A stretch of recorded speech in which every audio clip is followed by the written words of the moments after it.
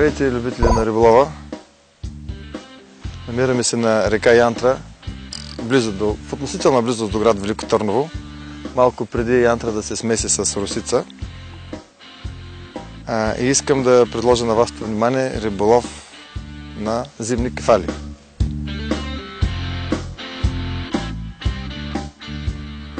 Реката извира от Стара планина и се влива в Дунав.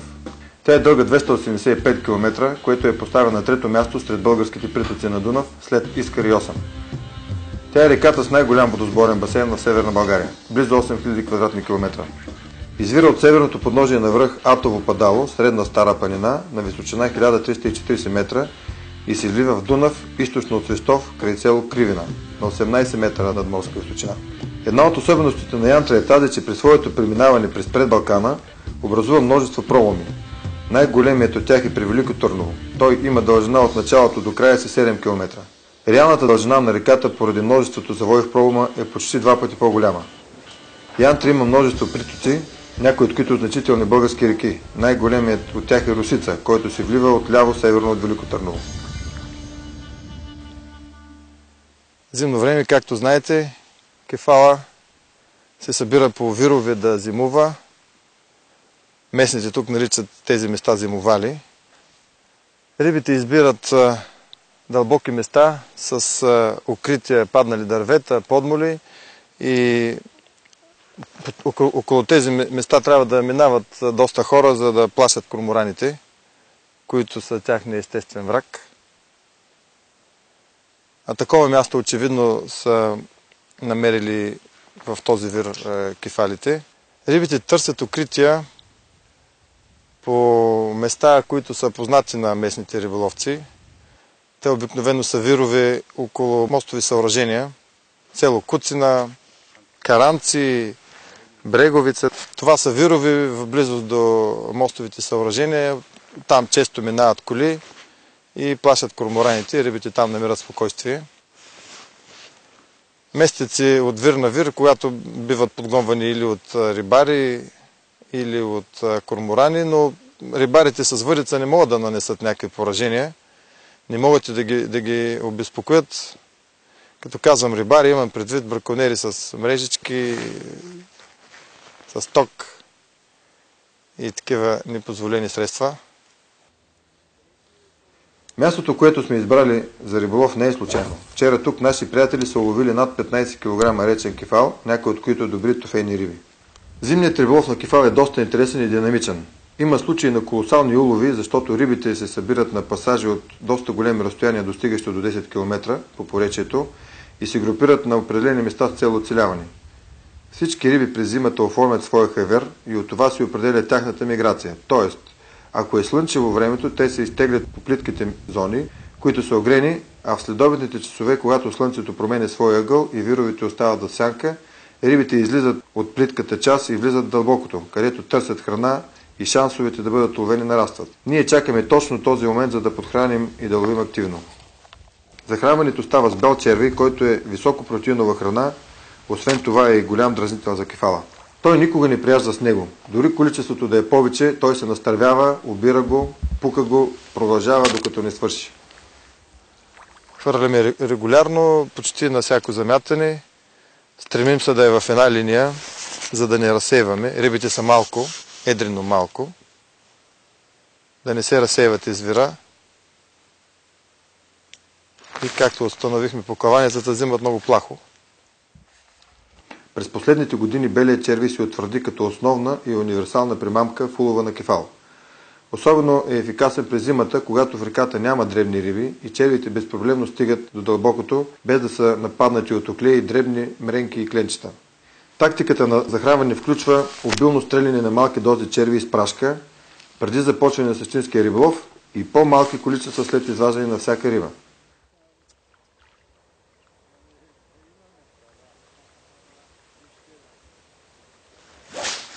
Ето една риба. Плахо взела риба.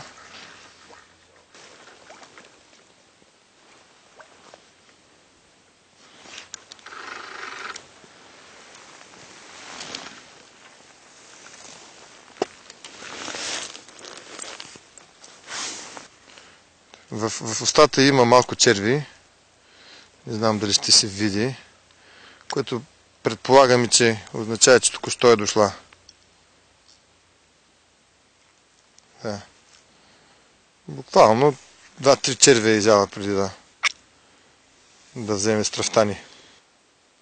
Това, че кефала почти не е взел черви от дъното, много малко, показва пословичната му лакомия. Очевидно не е отбирал единичните черви по дъното, а веднага се е насочил към групата черви, голямата стръв, която съм му предложил аз. Аз слагам му 5 черви, 4 или 5.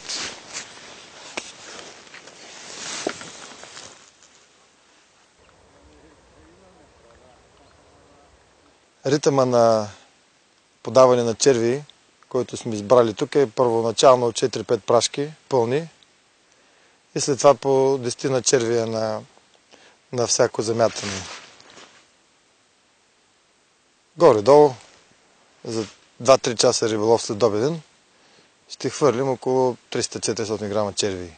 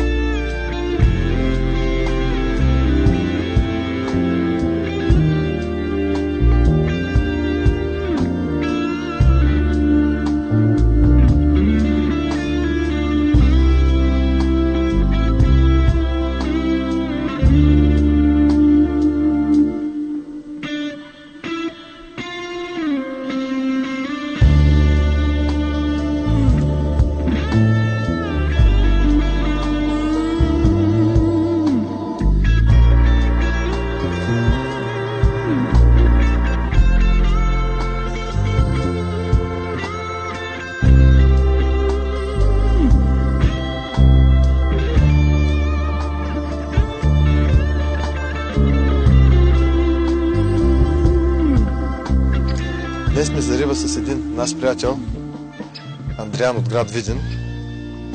Или пък аз съм от Бургас, Видин, в Търново. Правим си срещи по средата в геометрическия център на България, може би и културния. Ще го помолим да ни разкаже какви са му впечатленията от тази река, защо си е направил труда да дойде толкова далеч. Ние почти всяка година се виждаме по това време, сега е декември.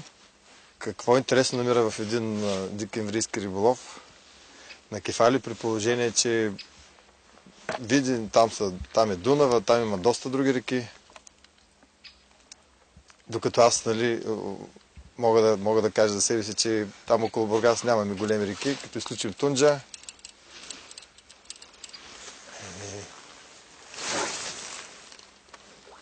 Както каза колегата Киро, аз съм от град Видин, но много обичам да идвам тук при моя приятел Мари и Марчо на риболов, тъй като покрай Велико Търново са разположени много реки, много богати на риба.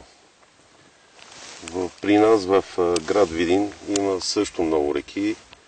но някакси те не са много маловодни в момента и почти много малко риба има по тях.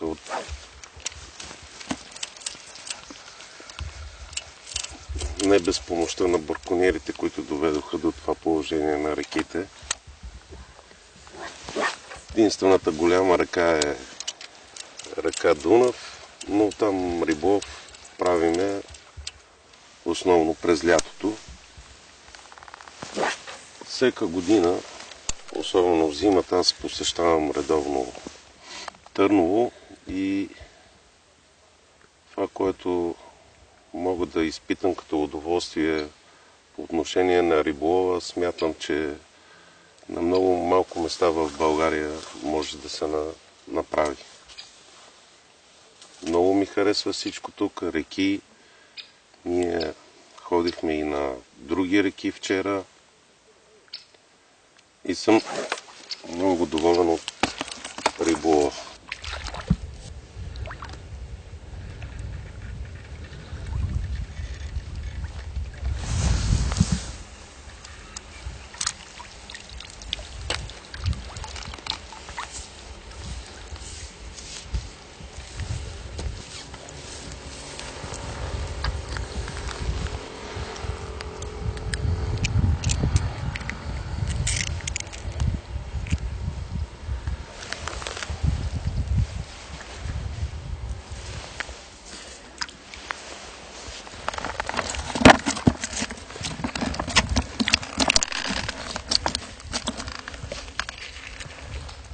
Често посещавам Велико Търново.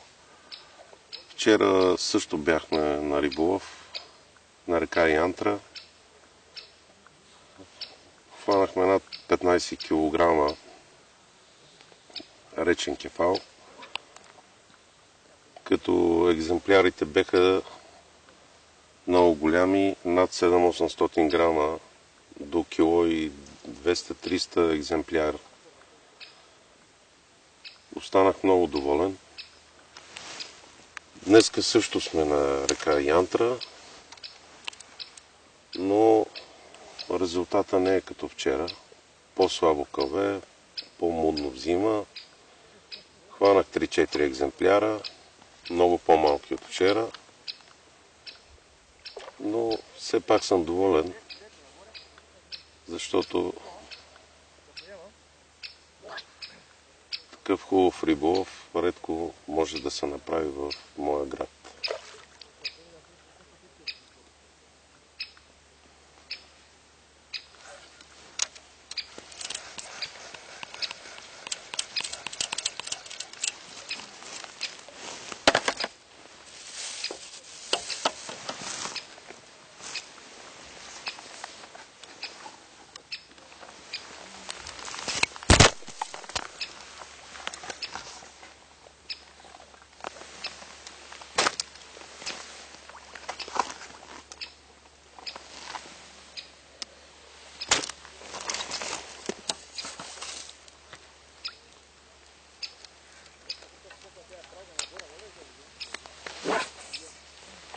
Самия риболов на кефала е може би един от най-хубавите риболови, на които съм ходил. Това ми е най-любимия риболов, особено в зимно време, тъй като по това време на годината друга риба по реките трудно излиза. Има и друга речна риба, която се лови, но за мен най-интересният риболов това е на речен кефал. И особено на едрите екземпляри. Вчера уловихме и една каракуда, около 400-500 грама, също моронаж, доста голям към килограм. Затова е толкова интересно тук на Янтра, тъй като всякаква риба може да се улови през зимния период.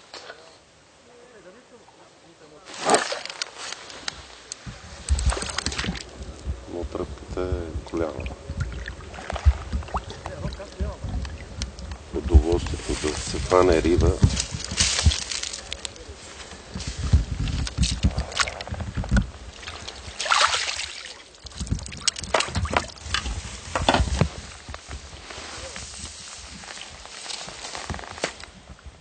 Ето, както виждате, устата са му пълни с бели черви.